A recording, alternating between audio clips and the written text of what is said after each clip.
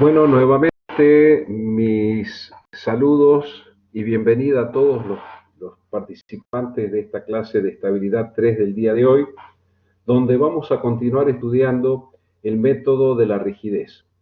Si bien habíamos visto el planteo desde el punto de vista de las estructuras planas e hicimos un ejercicio sencillo, pero ustedes vieron la complejidad numérica que exige. Ahora vamos a abordar el meollo de la cuestión, que es cuando se trata de una estructura en 3 dimensiones. Obviamente las matrices que están involucradas en este problema son tan grandes que prácticamente ni me caben en la pantalla como para poder mostrárselas. Pero la metodología de trabajo es tan sistemática que es ideal este método para programarlo. Ustedes están teniendo clases de SAP 2000.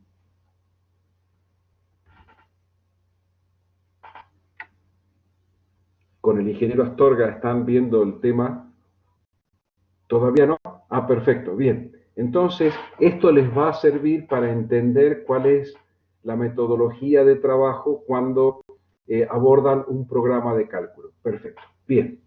Arrancamos entonces con la primera diapositiva de la teoría. El título dice rigidez de una barra biempotrada o barra empotrada en 3 dimensiones. A ver si podemos entender el dibujo. ¿Sí? Recuerden que la rigidez es el valor de la fuerza o el momento que hay que aplicar para que se consiga un desplazamiento unitario de 1 metro, 1 pie, 1 centímetro, el sistema de unidades que estemos utilizando y los efectos que produce en el resto de las fuerzas del extremo propio o el extremo opuesto de la barra. Ahora yo voy a tratar de ir señalando con el puntero, con la famosa manito, los distintos elementos. Lo que está marcado en azul es una barra prismática, ¿sí?, de longitud conocida, módulo de elasticidad, área y momentos de inercia también.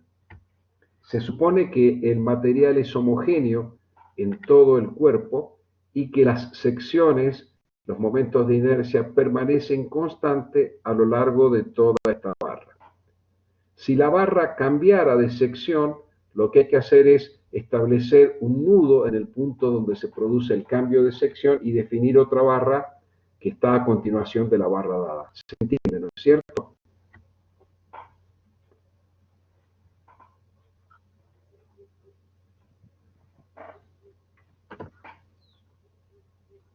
Les agradecería que me vayan contestando, por favor, por escrito, si me van entendiendo.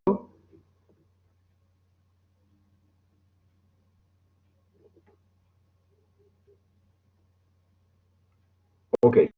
Esta barra está dispuesta en el espacio.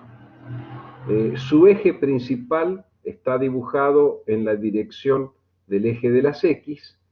El eje perpendicular es el eje Y y el eje que sale de la pantalla es el eje Z. En cada extremo yo ahora tengo 3 fuerzas posibles y 3 momentos posibles. Como uno, tenemos el eje baricéntrico de la pieza y por lo tanto la fuerza asociada a ese eje es un esfuerzo normal. El eje 2 es perpendicular al eje 1 y en él como fuerza tendré un corte. Y en el sentido del eje 3, ahora estoy en el espacio, puedo tener un corte saliendo del plano de la pantalla. Entonces, estas son las 3 fuerzas que pueden aparecerme en el extremo 1 o el extremo Y de la barra IJ. Una normal, un corte vertical, un corte transversal. A su vez, va a haber 3 momentos asociados a estas 3 direcciones. Con el número 4 estamos identificando la rotación de la sección y el momento torsor asociado a ella. Es decir, La dirección 4 de este esquema representa el giro y el momento torsor asociado alrededor del eje X o el eje principal de la pieza. Acuérdense que el momento torsor, en cuanto a la deformación, tiene que ver con el momento de inercia polar que tiene la sección. El otro momento que me aparece en correspondencia con la dirección vertical es el momento flector 5, ¿sí? Y a su vez está asociado al giro que pueda tener la sección alrededor del eje vertical. Y finalmente el movimiento 6 posible que yo puedo tener con respecto al eje 3, que es también una rotación de la sección, tendrá un momento flector asociado.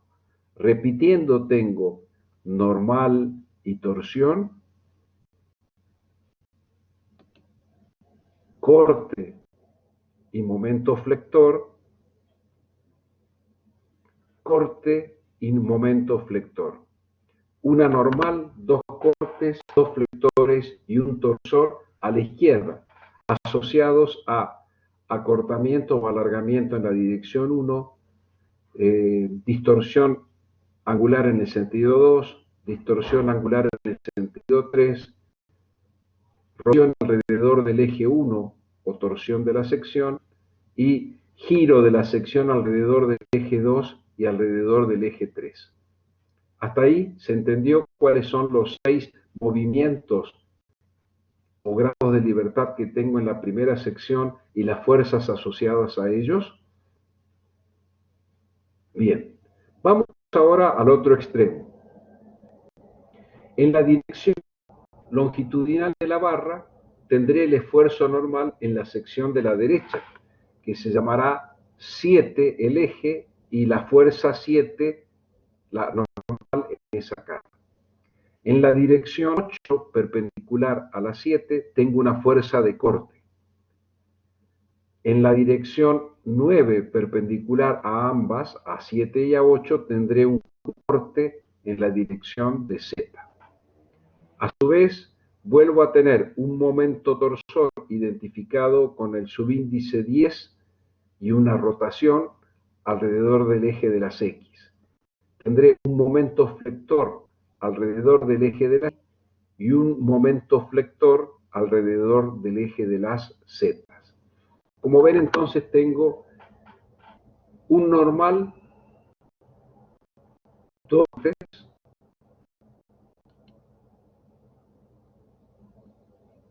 un torsor y dos flectores. Esos son los movimientos posibles y las fuerzas asociadas para una barra genérica tridimensional. 12 movimientos y 12 fuerzas asociadas.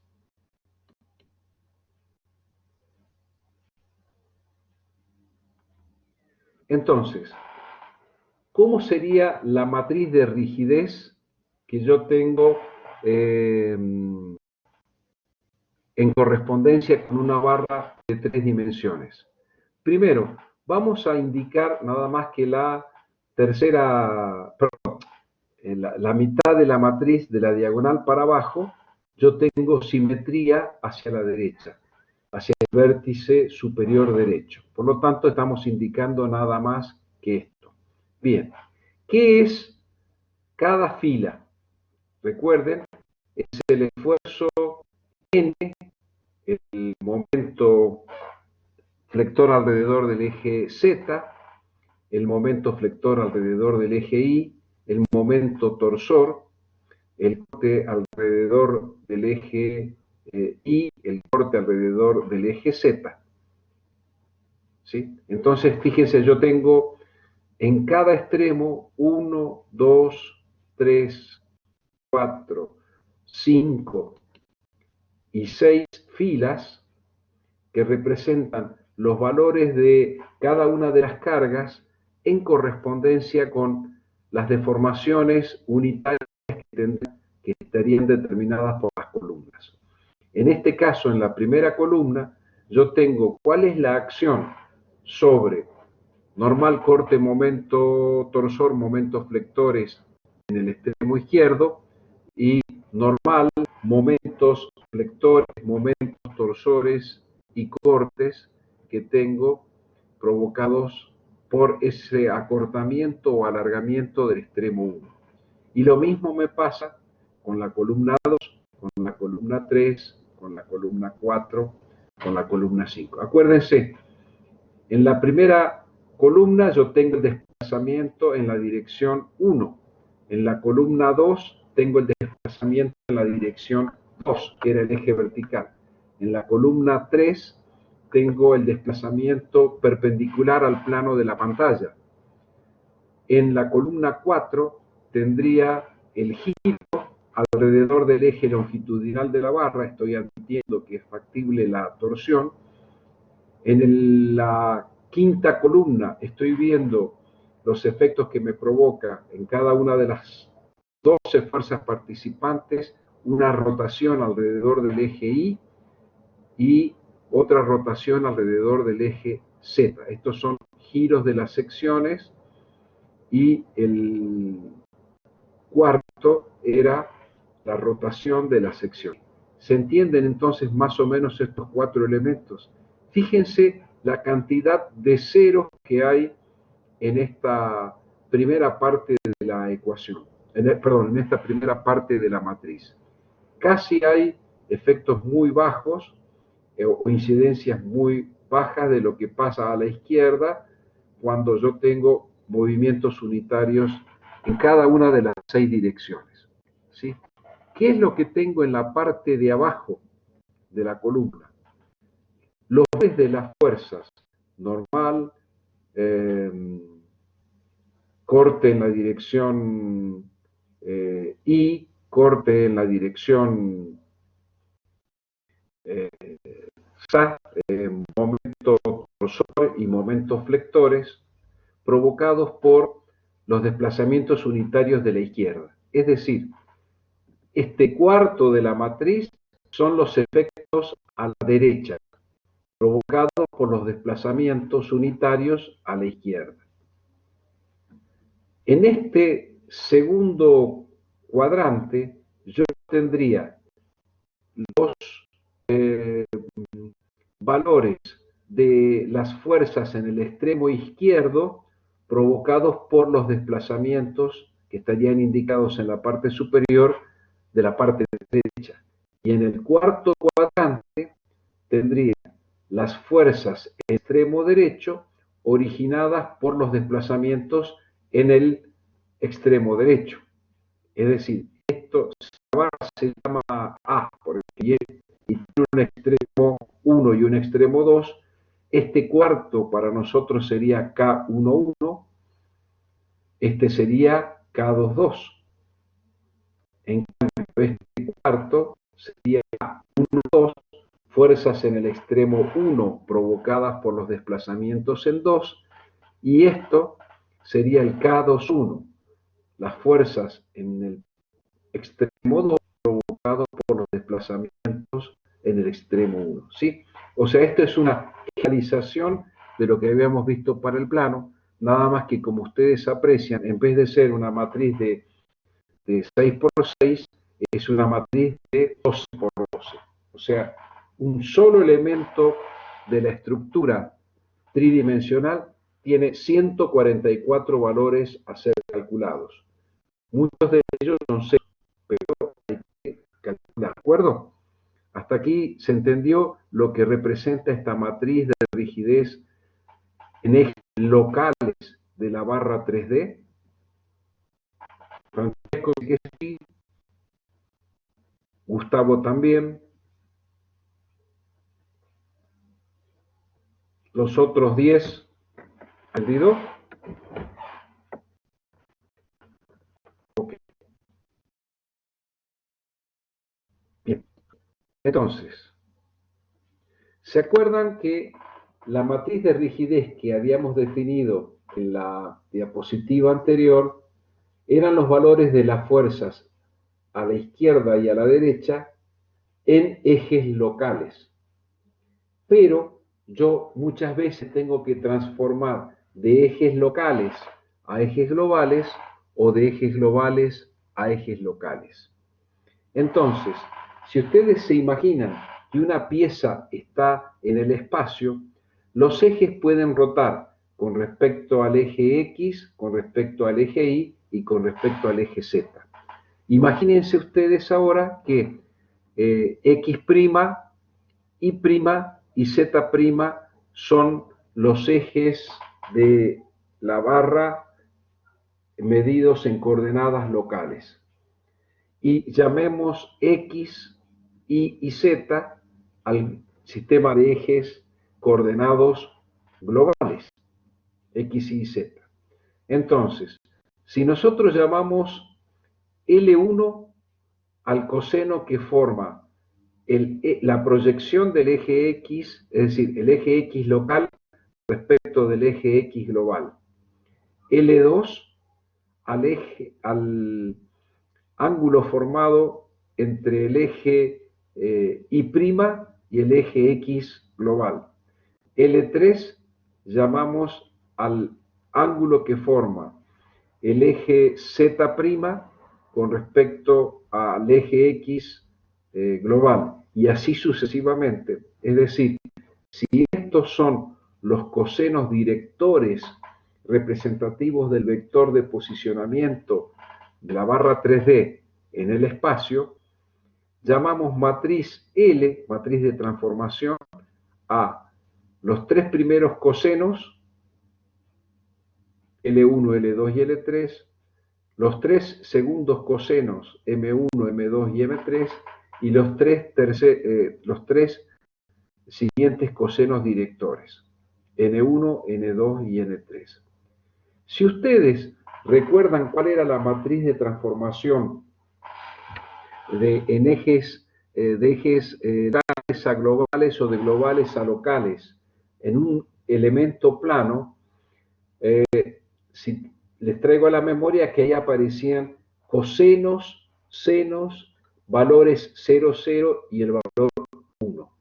Eso era debido a que una rotación de un eje local en el plano no me modificaba los vectores representativos en el eje Z. Solamente se modificaban las componentes en el eje de la Y y en el eje de la Y. Ahora, recuerden también que el coseno de un ángulo es el seno de su complementario y el seno de un ángulo es el coseno de su suplementario, y que para dos ángulos que difieren en pi sobre 2 también valen consideraciones parecidas. El seno de uno es el coseno del otro, el coseno del primero es el seno del segundo. Por eso, en la redacción de la bibliografía que ustedes van a encontrar, se prefiere trabajar siempre con una magnitud trigonométrica, los cosenos, y son los valores que existen. Las proyecciones del eje X local, Y local y Z local con respecto al eje de las X local, Y local, Z local con respecto al eje Y global, y X', Y', Z' con respecto al eje Z global. ¿Sí? Son las posiciones de cada uno de los ejes proyectados con respecto a los ejes globales. Conocidos los ángulos, podemos calcular los cosenos, ¿sí? Y con estos 9 cosenos directores, yo armo la matriz L y su traspuesta, que es la matriz donde yo he cambiado simplemente filas por columnas, ¿sí? ¿Conceptualmente se entiende?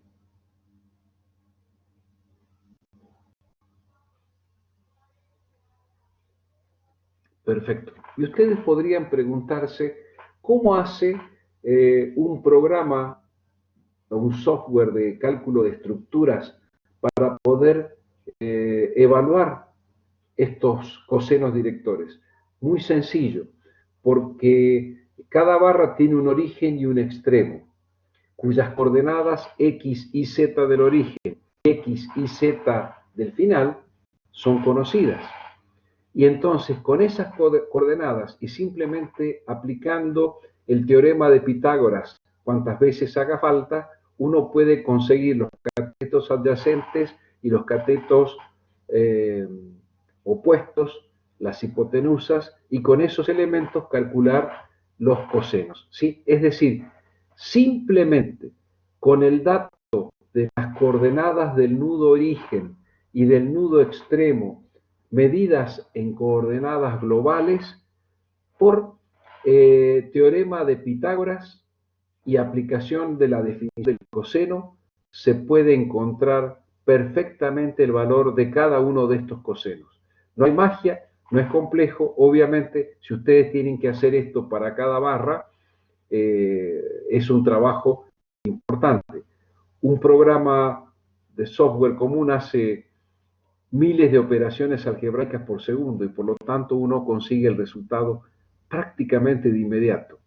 En realidad, repito, no hay magia, simplemente hay fuerza bruta de cálculo para hacer las cuentas que hacen falta. Lo que ustedes se demorarían varios minutos para una sola barra, el software lo resuelve en segundos para una estructura de cualquier tamaño. ¿Sí? ¿Se entendió entonces cuáles son los datos que usan los programas y con qué facilidad puede construir esta matriz de transformación de coordenadas locales a globales o globales a locales?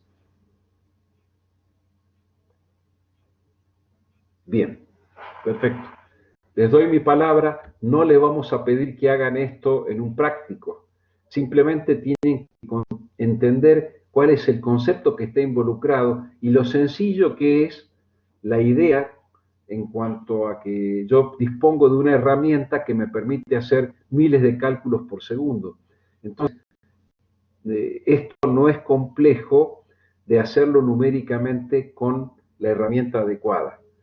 Es mucho más importante para mí que ustedes interpreten cuál es la idea subyacente, qué es lo que está involucrado. Y repito, nada más que las coordenadas del punto origen y del punto extremo, que son datos de problema cuando ustedes lo presentan. ¿Sí?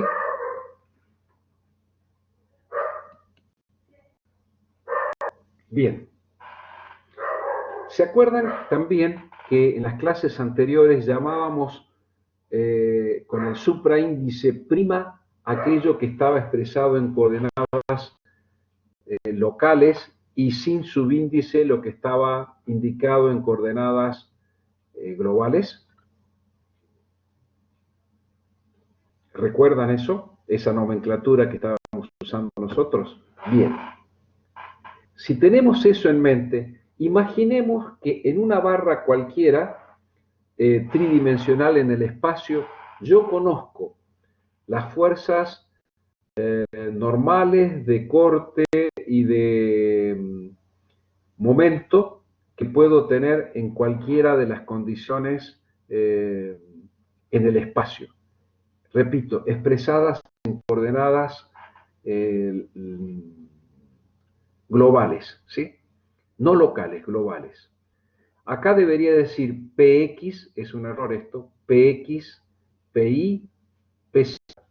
Son las fuerzas en el extremo izquierdo y en el extremo derecho, ya en la dirección 1, 2, 3 global, no local. Acá esta matriz me representa las fuerzas a la izquierda y a la derecha. La matriz M me representa el momento X, Y y Z. Repito, acá hay un error en la diapositiva. Acá dice Z y debe decir X. Por favor, ténganlo en cuenta. Si yo conociera esos valores expresados en coordenadas globales, ¿cómo los puedo expresar en coordenadas locales? Por ejemplo, las fuerzas P' en ambos extremos de la barra tridimensional o los momentos M' en ambos extremos de la barra, premultiplicando por la famosa matriz de transformación de coordenadas LT. Si ustedes se fijan, ¿de dónde sale LT? Es esta matriz, ¿sí? Nada más que aquí me aparece 3 elementos nada más, porque hay otros 3 ceros a la derecha, otros ceros abajo, y se repite en el vértice inferior derecho. Entonces, el conjunto de números LT surge de operaciones algebraicas realizadas simplemente sobre las coordenadas de los nudos expresadas en coordenadas globales. ¿Sí? Las fuerzas PX, PI, PZ, MX, MI y MZ en cada extremo podrán ser expresadas en coordenadas locales, que son las que a mí me interesan en primera instancia, a través de la premultiplicación por la matriz LT. Lo mismo ocurre con las deformaciones. En el extremo izquierdo o en el extremo derecho yo tendré un delta X, un delta Y, un delta Z, que son los movimientos en la dirección X global, en la dirección Y global, en la dirección Z global. Si los quiero expresados en las coordenadas locales, deberé premultiplicar por la misma matriz de transformación que habíamos definido anteriormente. Esto es para los desplazamientos. ¿Y por qué lo pongo acá? Porque los desplazamientos son los que están vinculados a los esfuerzos normales y los del corte. En cambio, si yo conozco los giros, que acá serían giro en la dirección X, giro en la dirección Y y giro en la dirección Z del extremo izquierdo o derecho, medidos en coordenadas globales, ¿cómo los encuentro en coordenadas locales? A través de la premultiplicación por la matriz de transferencia que hemos definido anteriormente. ¿Se entiende esto? Todavía no he resuelto nada. Simplemente estoy estableciendo relaciones entre fuerzas y deformaciones expresadas en coordenadas globales o en coordenadas locales. Y tienen que entender cómo pasar de un sistema de coordenadas a otro, ¿sí?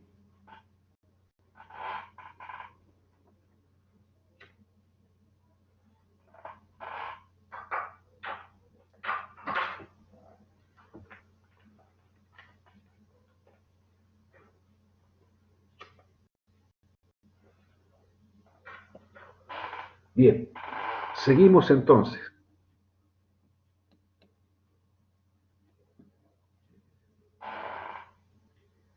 Imaginemos ahora que este elemento tridimensional, esta barra que yo estoy estudiando, tiene un nudo origen I y un nudo origen J, tal que en la nomenclatura mía, en la identificación del nudo, ese número identificatorio I sea menor que el número indicativo J, nada más. Eso quiere decir que voy del nombre más chico al nombre más grande, ¿sí? ¿De acuerdo? ¿Se entiende esto, no? Para que sea una especie de forma de trabajo normal. Entonces, las fuerzas genéricas, cuando digo genérica me refiero a normal, corte, momento, alrededor de todos los ejes, a la izquierda se llamarían fuerzas PI' en coordenadas locales y MI' en coordenadas locales. Las fuerzas de la derecha, medidas en coordenadas locales, como porque el subíndice J indica la derecha, serían PJ'. Y los 3 momentos que yo tengo serían MJ'.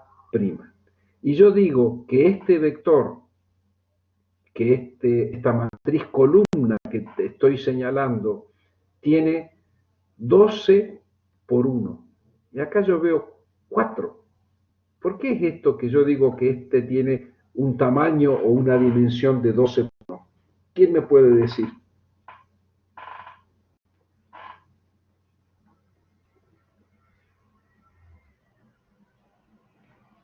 La pregunta, repito, es ¿por qué dice 12 por 1 y no dice 4 por 1?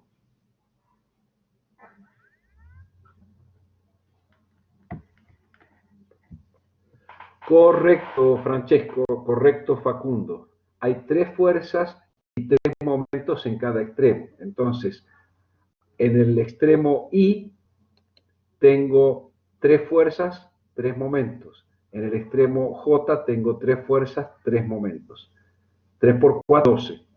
Hay 2 elementos en este vector columna. Bien, si estas fuerzas yo las conociera expresadas en coordenadas globales, ¿cómo puedo pasar de estos valores medidas en una cierta dirección a los mismos vectores medidos en otros ejes? Simplemente multiplicando por la matriz de transformación. ¿Y qué tamaño tiene esta matriz de transformación? 12 por 12. ¿Sí? Fíjense la cantidad de matrices nulas que hay, porque la matriz LT era de 3 por 3. Y fíjense que esa matriz se repite como diagonal, es una matriz diagonal, y LT está conformada por los cosenos directores de la dirección de la barra en el espacio con respecto a los ejes globales. Hasta aquí se entiende entonces cuál sería la operatoria. Si pude hacer la matriz LT de 3 por 3, puedo hacer la matriz grande LT de 12 por 12, simplemente repitiendo los valores en las zonas intermedias y todas las demás matrices son ceros. Esto tiene que ser así porque para que sea factible la multiplicación de dos matrices, el número de columnas de la segunda matriz debe ser igual al número de filas de la primera matriz. Eso es la álgebra matricial, ¿se acuerdan?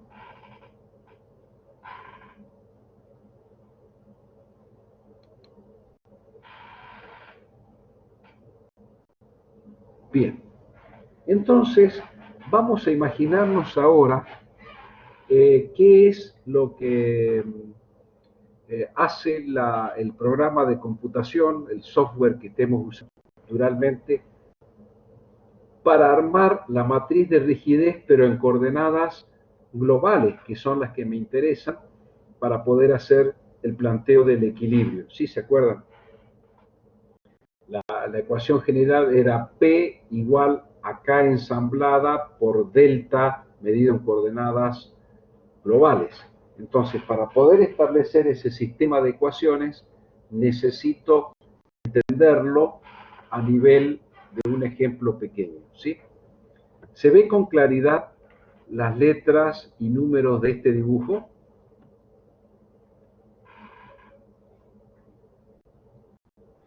Bien.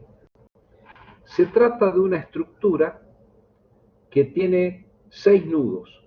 Nudo 1, 2, 3, 4, 5 y 6. La numeración es totalmente arbitraria. ¿Sí? Ustedes podrían haber empezado por el 1 acá y el 2 acá. Recuerden que cuando yo hago las cuentas, para los cosenos directores, me fijo cuál es la coordenada con denominación, perdón, cuál es el nudo con denominación más bajo y el otro es el nudo con denominación más alta. A su vez, en este problema hemos identificado las barras por una letra. La barra 1 es A, la barra 2 es B, la barra 3 es C, D, E, F y G. ¿Cuántas barras tengo? 1, 2, 3, 4, 5, 6, 7. Si ustedes no quieren usar el nombre A, podrían usar como nombre de la barra la designación desde el nudo de menor valor al nudo de mayor valor. O sea, esta barra se puede identificar como barra A o como barra 1, 2. ¿Sí? ¿Se entiende también esa designación?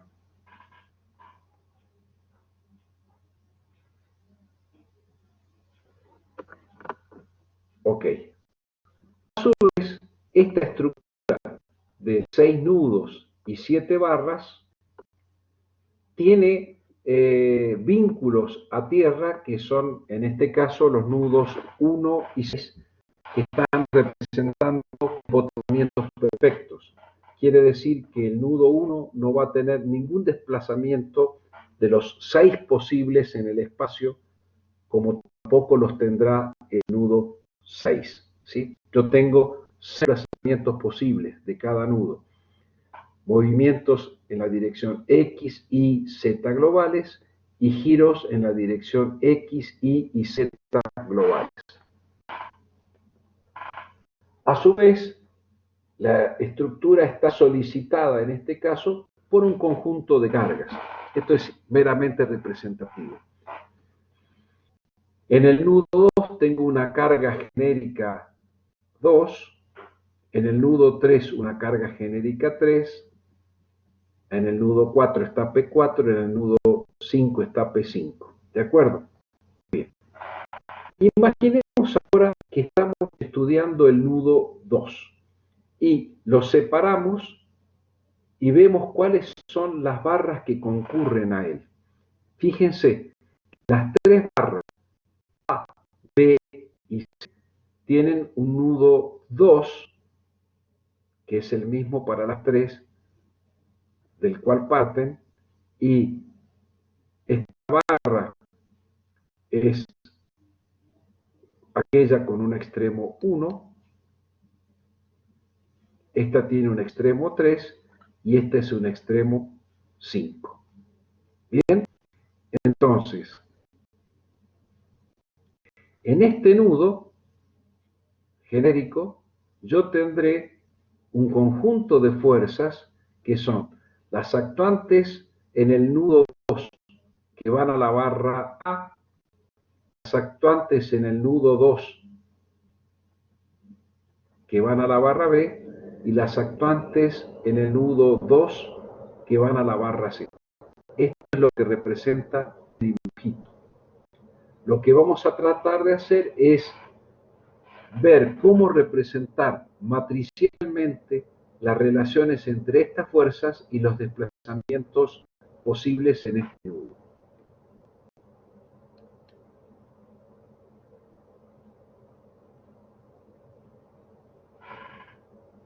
Fíjense que ahora estamos trabajando con fuerzas expresadas en coordenadas globales, ¿sí? Porque no tienen el subíndice prima.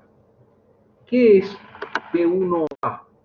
El conjunto de las 6 fuerzas que podría tener en el espacio o las 3 fuerzas que puedo tener en el plano de la barra A. ¿Y qué son las P2A? Las fuerzas que tengo en el extremo 2 de la barra A. ¿Sí? Pongo primero el subíndice más bajo y luego el subíndice más alto. Si yo conociera los desplazamientos en coordenadas globales de la barra A en el nudo 1 y de la barra A en el nudo 2, repito, en coordenadas globales, multiplicando por las matrices ensambladas, porque ahora están en coordenadas globales, obtendría los valores de las fuerzas a la izquierda.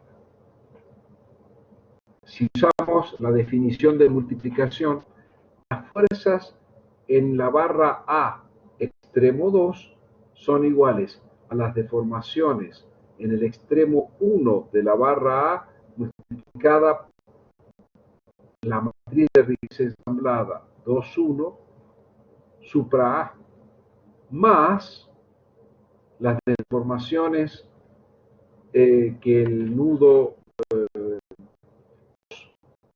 de la barra A sufre, multiplicado por la matriz expresada en coordenadas globales de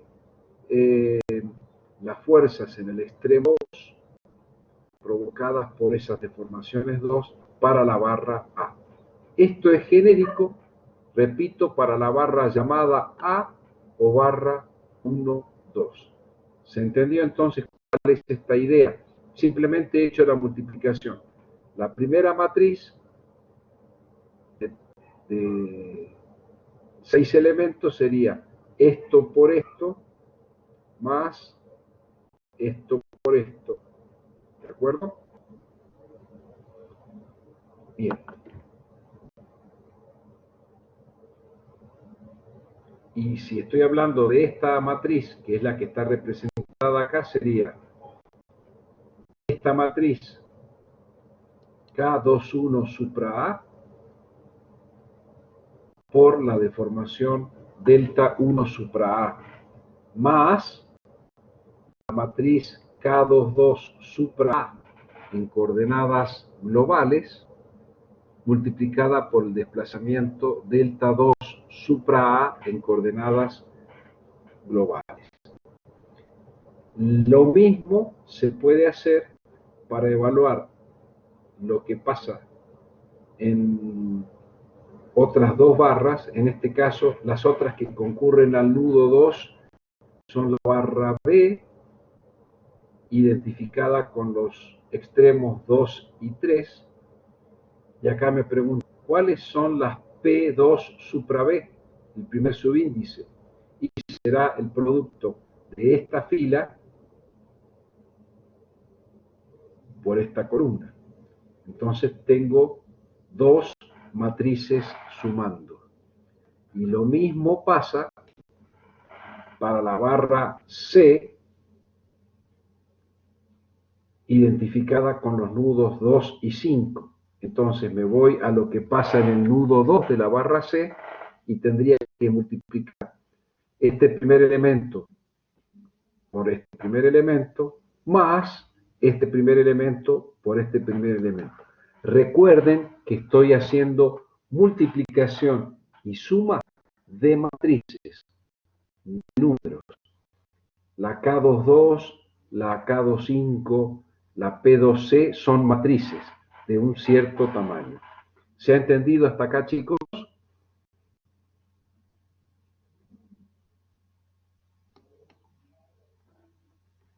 Y lo mismo pasa para C. Entonces, yo tengo, me falta una barrita acá. Ahí está, la A, la B y la C. ¿De qué estoy hablando, chicos? A ver si volvemos al dibujo. Estoy hablando de lo que pasa acá, en este nudo. Siempre en el extremo 2 de las barras A, B y C, que son concurrentes al mismo. Entonces, con esos datos que puse recién, estos que están acá, ¿qué puedo decir? Que la suma de esas tres fuerzas, perdón, de esas tres matrices de fuerzas será igual a la carga P2, ¿sí? Que yo tengo prevista. ¿Qué será? Haciendo la operación algebraica, fíjense, aparece K21 supra A por delta 1A, delta 2 aparece multiplicado por K2 supra A, K22 supra B, K22 supra C, más el desplazamiento, delta 3 supra B por aquí de estos 3, más delta 5C por la matriz delta 25C. Simplemente he hecho la suma matricial del anterior exclusivamente del nudo 2, ¿de acuerdo? Esto es una ecuación de equilibrio. La fuerza exterior debe ser igual a la suma de las fuerzas de los extremos de las barras que concurren al nudo para que el nudo esté en equilibrio. ¿Se entiende? Estoy estudiando el equilibrio del nudo.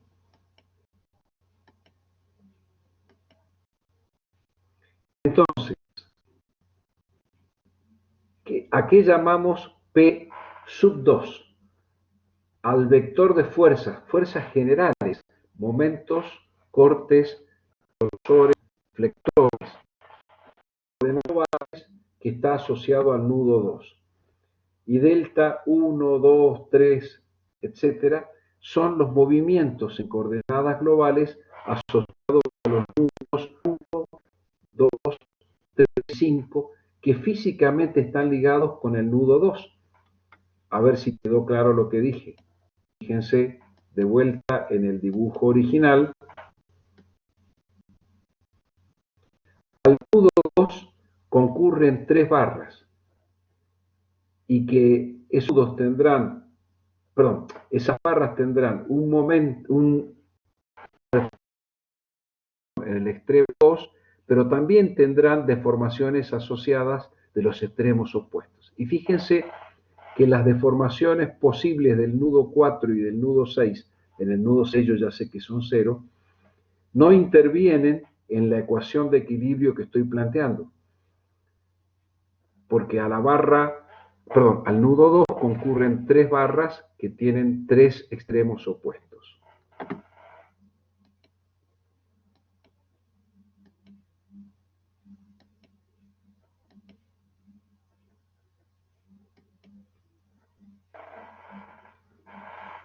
¿A qué llamamos en el caso anterior K22 en esta ecuación? Esto que está acá, ¿sí? Es el elemento de la matriz de rigidez que relaciona las fuerzas en el nudo 2 con los desplazamientos 2, ¿sí? Por eso se llama 2, 2. El primer subíndice me indica en qué nudo estoy parado y el segundo subíndice me indica cuál es el desplazamiento que estoy teniendo en cuenta, ¿sí? En este caso, la rigidez siempre es el movimiento del nudo, suponiendo nulos todos los demás desplazamientos. Esto es lo que se llama normalmente en la bibliografía la rigidez directa de un nudo. Este podría ser K33, K44, rigidez directa del nudo 2. En cambio, las otras rigideces que aparecen en la ecuación de equilibrio esta, ¿sí?, están relacionadas con los desplazamientos 1, 2 y 3, perdón, 1, 3 y 5, discúlpenme, que son los extremos opuestos de las barras A, B y C respectivamente.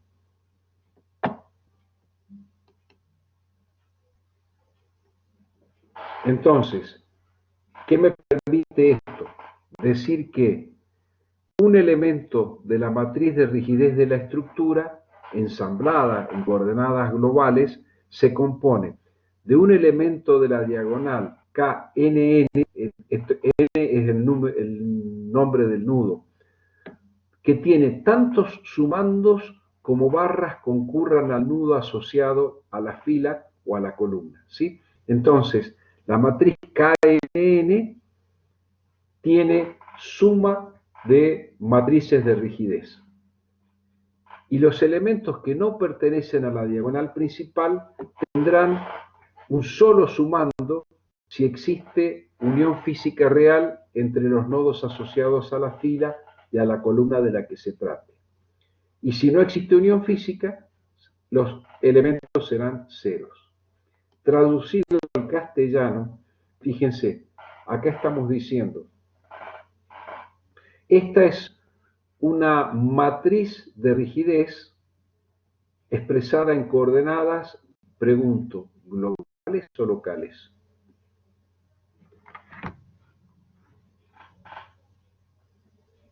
Globales, exactamente.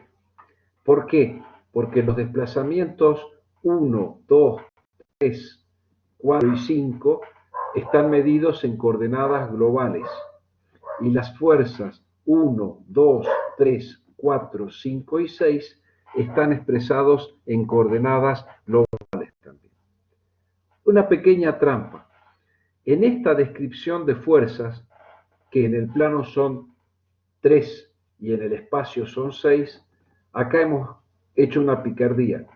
Como el nudo 1 es un apoyo, está relacionado con reacciones de vínculo.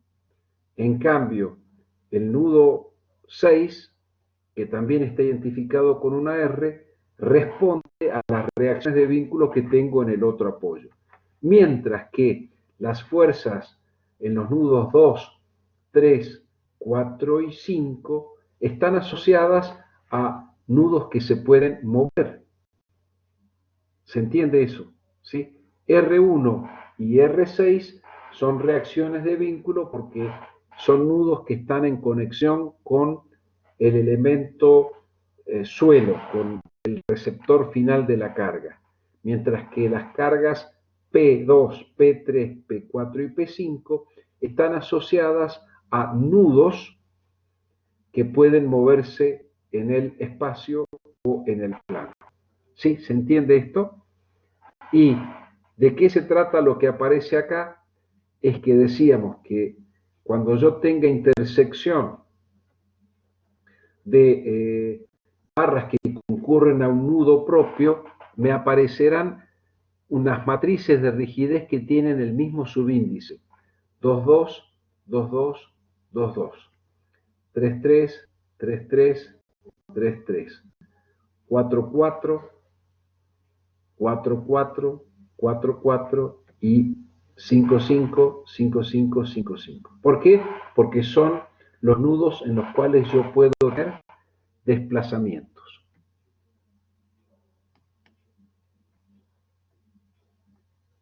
Entonces, la matriz anterior se puede acomodar si yo digo que R son los extremos restringidos y L son los extremos libres. Entonces, con R tengo asociadas las reacciones de vínculo y con L las fuerzas vinculadas a los grados de libertad posibles que tengo yo en la estructura.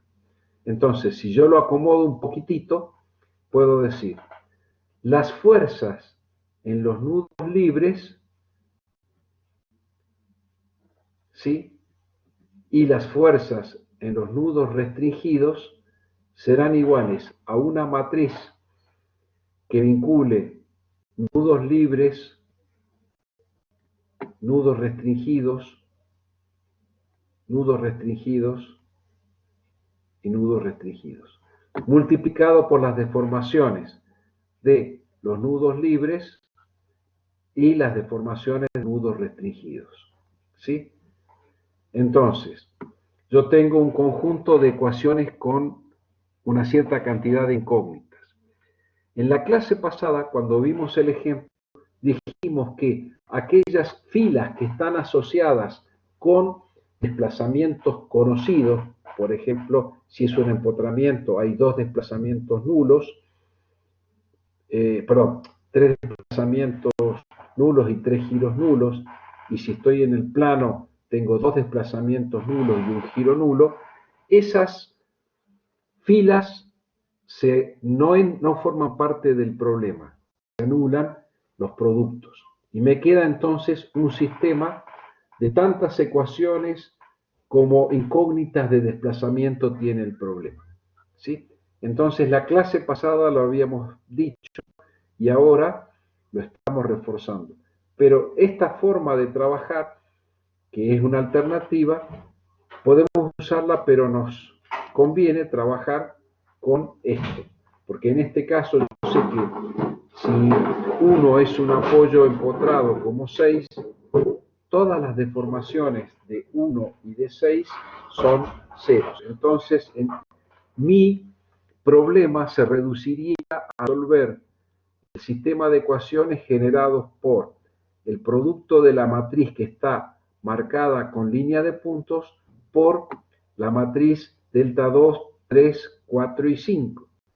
Como esas son las incógnitas del problema, hago un pasaje de esta matriz premultiplicando por la inversa y me quedarían expresados en función de las cargas 2, 3, 4 y 5, que son cargas conocidas en el problema. Esta es la ecuación de equilibrio y conociendo delta 2, delta 3, delta 4 y delta 5 en coordenadas globales, lo puedo expresar en coordenadas locales y con eso conseguir los esfuerzos en los extremos de las barras. ¿Sí? Esto es lo que nosotros hacíamos referencia. La matriz de desplazamientos desconocidos tendrá tantos elementos como grados de libertad tengan los nudos que pueden moverse. Y serán iguales al producto de la matriz invertida de la rigidez multiplicada por las fuerzas en los extremos de las barras provenientes de las cargas exteriores y de la estructura bloqueada. Esto lo hicimos la clase pasada, la nomenclatura es más compleja. Pero fíjense, ¿qué hicimos nosotros luego? Nos interesaba qué pasa en cada elemento. Entonces, si a mí me interesa saber cuáles son los valores de fuerzas y momentos en los extremos expresados en coordenadas locales, deberé usar la designación supraíndice prima. ¿Se acuerdan? La prima significa en coordenadas globales, perdón, en coordenadas locales. Entonces, para pasar de los valores conseguidos en coordenadas globales, debo premultiplicar por la matriz L supra T. Haciendo los reemplazos, ¿se acuerdan que acá me quedaba LT por K por delta? Y delta, en este caso entonces, perdón, lo que tengo en los dos primeros términos, lo puedo reemplazar por la matriz LT, K' y L. Entonces mi ecuación es K' por LT por delta. ¿Se acuerdan? Para pasar de deformaciones en coordenadas globales a locales, premultiplico por LT. Conocida esa multiplicación de matrices, multiplicando por la rigidez de la barra, de esa única barra expresada en coordenadas locales, tengo los esfuerzos en ambos extremos de la barra en coordenadas locales. Con lo cual, el problema está terminado, ¿sí? Desde el punto de vista de nuestro análisis, para una estructura con barras en el plano, barras en el espacio. ¿De acuerdo? Más o menos entendido. Esto es una especie de redondeo de lo que hicimos la clase pasada, muy intuitivamente, a una expresión formal para barras en el espacio, y todo este trabajo, que es numéricamente muy complejo, lo realizan algoritmos de los respectivos programas de cálculo que ustedes puedan tener. Más o menos está entendido. Este es todo el contenido de la clase de hoy. Es absolutamente teórico, porque hacer un cálculo numérico de una estructura sencilla con 3 o más barras, como les decía, serían tantos números que no me cabrían fácilmente en la pantalla o no serían legibles. ¿Preguntas? Puedo volver a donde quieran, chicos.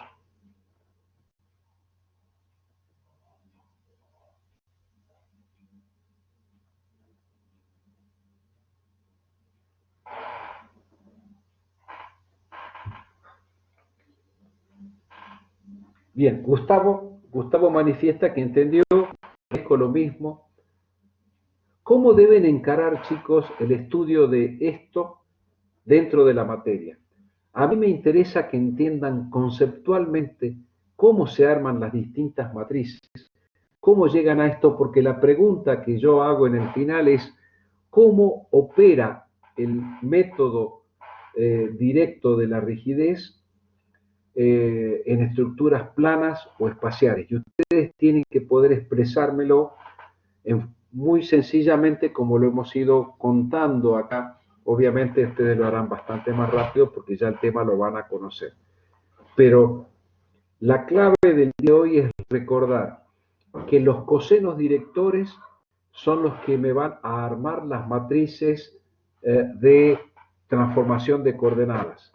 Y simplemente se consiguen con operaciones de teorema de Pitágoras y relaciones de catetos adyacentes sobre hipotenusas, obtenidos ni más ni menos que con el conocimiento de las coordenadas del nudo origen y nudo extremo de cada barra. Eso es lo que a mí me interesa que entiendan para que desaparezca en vuestra mente la duda de cómo puede hacerse algo tan complejo y dónde está la magia.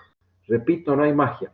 Simplemente hay un montón de operaciones algebraicas de mayor o menor complejidad que los algoritmos de cálculo de las computadoras actuales, software disponible, los realizan en décimas o milésimas de segundo. Entonces, yo veo prácticamente el resultado apenas termino de colocar el último número y no entiendo qué es lo que se hace.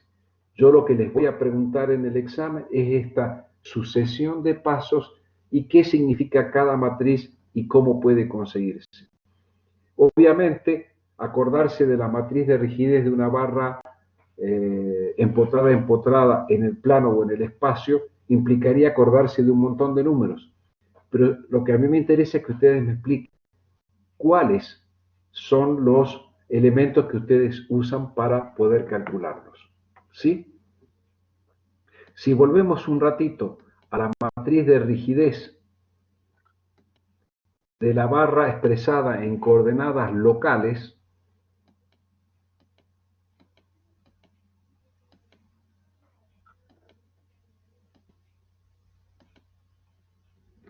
fíjense, díganme si algún término no se entiende.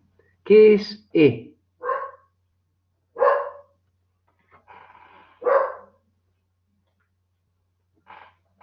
¿Qué es el número?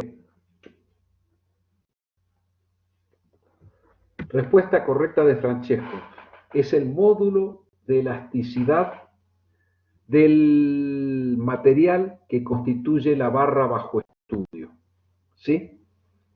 Ese será un dato del problema porque ustedes van a decir de qué material está hecha la barra. Si es de acero, si es de madera, si es de hormigón, si es de aluminio. El número E para ustedes es un dato del problema. ¿Qué es el denominador L?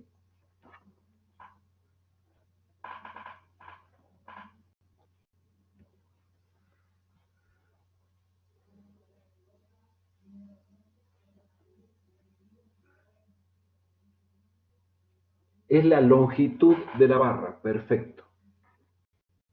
¿Qué es el número A que me aparece aquí?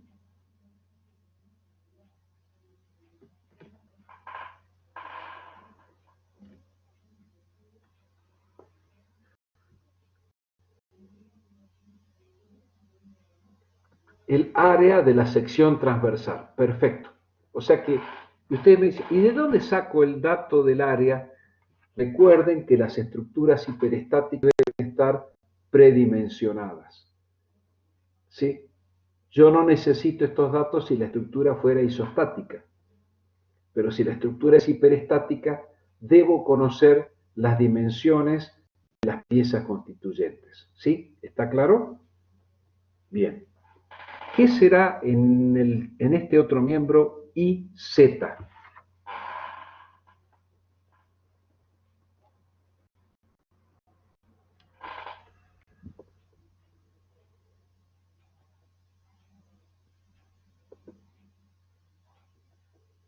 La inercia respecto al eje Z, el momento de inercia, ¿no? No el módulo, sino el momento de inercia de la sección con respecto al eje Z. Y lo mismo pasa con I, que es el módulo de inercia con respecto al eje I. Si vamos al dibujo de la barra, voy a hacer la pregunta del millón. Imagínense que el segmento azul que estoy representando es la base y el segmento vertical que estoy señalando es la altura H. Esto es B y esto es H de la sección constante en toda la barra. ¿Cuál sería el momento de inercia IZ?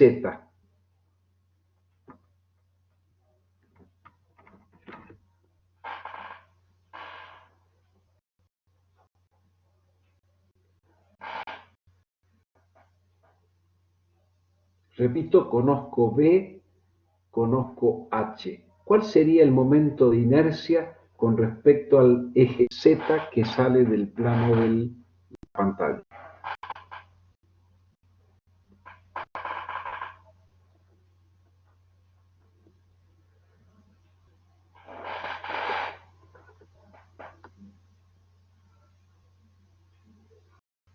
¿Recuerdan cuál es el momento de inercia de un rectángulo? B por H al cubo sobre 12. Correcto, Facundo. En este caso, si B es la medida horizontal y H es la medida vertical, el momento de inercia esta también es dato del problema porque ustedes conocen B, conocen H y lo pueden elevar al cubo y dividir sobre 12. ¿Cuál sería el momento de inercia alrededor del eje Y?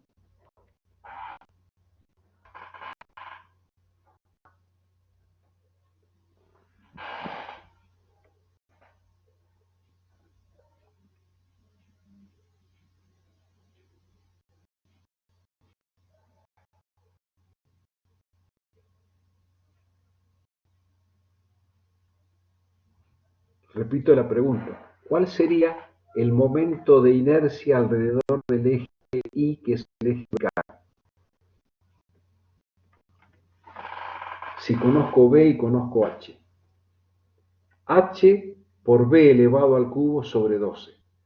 Por lo tanto, recuerden que si en algún momento ustedes tienen que colocar el dato de la inercia en ejes locales o globales, tienen que estar bien seguros de cuál es el eje longitudinal, el eje transversal y el eje perpendicular a los dos anteriores. No es lo mismo B por H al cubo sobre 12 que H por B al cubo sobre 12. ¿Y cuál será el momento de inercia respecto del eje 1 o 7? Es el momento de inercia polar, ¿sí? ¿Se acuerdan del momento de inercia polar? Que es el que está asociado a una sección con el eje perpendicular a la misma, ¿sí?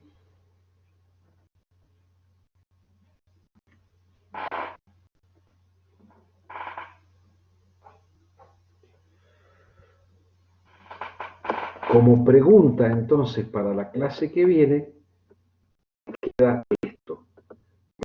Recordar la fórmula del momento de inercia polar de una sección rectangular, ¿sí? ¿De acuerdo? Lo van a buscar en los libros que estabilidad del año pasado o del año anterior, o lo pueden buscar en internet. ¿Alguien se anima a buscarlo rápidamente en su teléfono y escribir el resultado? Momento de inercia de un rectángulo polar, el momento de inercia polar de un rectángulo.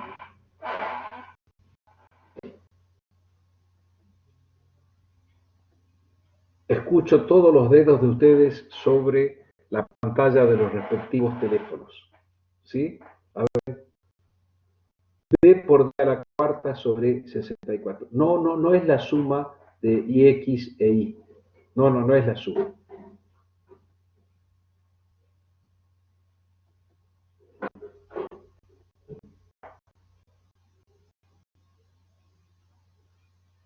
Fíjense, ya tengo tres opciones distintas. B por D a la cuarta sobre 64, IX más Y, o la raíz, perdón, la raíz cuadrada de la suma de los cuadrados de IX e YY.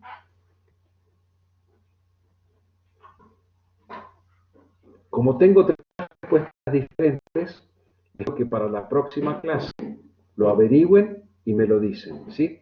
Porque es también una pregunta de examen. ¿Ok? En vez, les voy a dejar que trabajen algo desde el punto de vista de la teoría. ¿Dónde aparece este número hipolar? Perdón. Acá. ¿Sí? Se ve la manito donde estoy marcando el momento de inercia polar.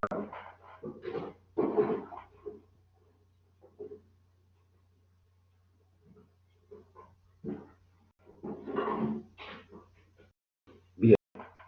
Epa, pero acá me apagó otra letra, que es la última que no conozco, G. ¿Qué es G, chicos? ¿Qué es G mayúscula? Última pregunta que hago.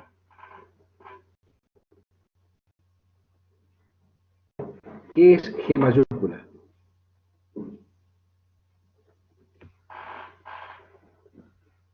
Exactamente, Francesco, módulo de elasticidad universal.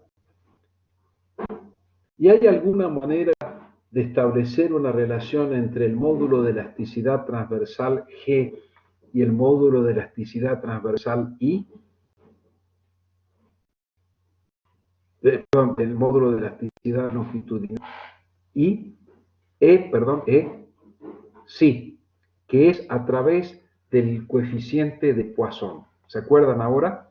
¿Sí? Que depende directamente de I y del módulo de elasticidad, perdón, y del coeficiente de Poisson. Entonces, segunda pregunta para la clase que viene, ¿cuál es la relación en fórmula que existe entre G y esas dos cosas? Voy a preguntar la próxima clase. Por favor, tengan la respuesta para que nos demos cuenta de que todos los elementos de este cuarto de matriz que tengo acá y de los otros 3 cuartos son números que provienen de conocer las características geométrico-mecánicas de la barra, expresadas en la forma de su longitud, su área, sus momentos de inercia alrededor del eje Y y del eje Z, el momento de inercia polar, el módulo de elasticidad, que depende del material, y el módulo de elasticidad transversal. ¿Ok?